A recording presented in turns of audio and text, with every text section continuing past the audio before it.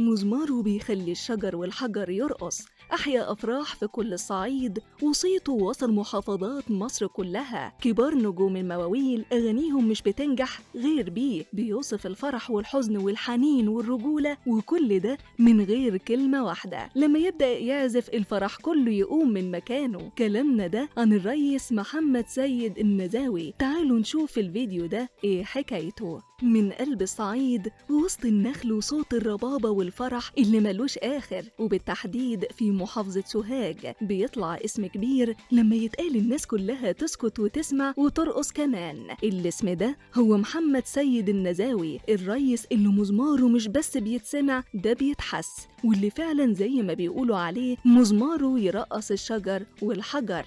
الحكاية مش مجرد واحد بيعزف على المزمار البلدي الصعيدي، لا دي حكاية روح كاملة طالعة من قلب الصعيد. من وهو صغير كان عنده ودن موسيقية غريبة، يسمع النغمة يحفظها ويقلدها، ومع الوقت بدأ يحط لمساته لحد ما بقى ليه طابع خاص، وأول ما تسمعه تقول ده النزاوي من غير ما أشوفه. الريس محمد سيد النزاوي مش بس عازف، ده بيحكي بالمزمار. لما يبدأ يعزف في الفرح تلاقي الناس كلها قامت، الكبير قبل الصغير، الرجالة والستات، الكل داخل في الحالة، كأن المزمار واخدهم في رحلة تانية خالص. ومن أكتر الحاجات اللي مميزة النزاوي إنه حافظ التراث، مشي ورا القديم بس بطريقته هو. تلاقيه بيقدم مواويل صعيدي أصيل، يحكي عن الجدعنة والأصول والعشرة، ويغني حاجات زي صعيدي يا بوي وليالي الهنا، بس بروح مختلفة تخلي الجيل الجديد يحب اللي كان بيحبه الجدود.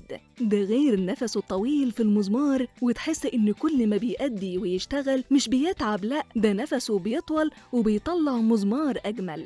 واللي يعرف أفراح الصعيد كويس من زمان كمان عارف إن الريس محمد سيد النزاوي من أكتر الناس اللي شالت ليالي وشعللت أفراح من قنا لأسيوط، من سوهاج للأقصر، وحتى طلع بره الصعيد ووصل لكل محافظات مصر. فأفراح كبيرة كتيرة ساب فيها بصمته، لأنه ببساطة بيعرف يخلق حالة ومش مجرد فقرة وخلاص. وكمان اشتغل مع نجوم كبار في مجال المواويل، وقدموا مع بعض شغل تقيل يخلي أي حد يسمعه يرجع بالزمن لأيام الفن الأصيل. والتعاونات دي زودت من شهرته وخلت اسمه يتقال في كل مكان. ومع انتشار السوشيال ميديا بقى ليه جمهور أكبر على يوتيوب، حبوه لما سمعوا عنه من الناس الكبيرة القديمة، وبعد كده سمعوا مزماره، والناس بقت تسمع مزماره اللي معروف من سنين، ويتابعوا حفلاته ومواويله القديمة. وده ساعد إنه بقى ليه جمهور أوسع حتى من الشباب اللي بيعشق المزمار البلدي والأغاني الشعبية والمواويل الصعيدية.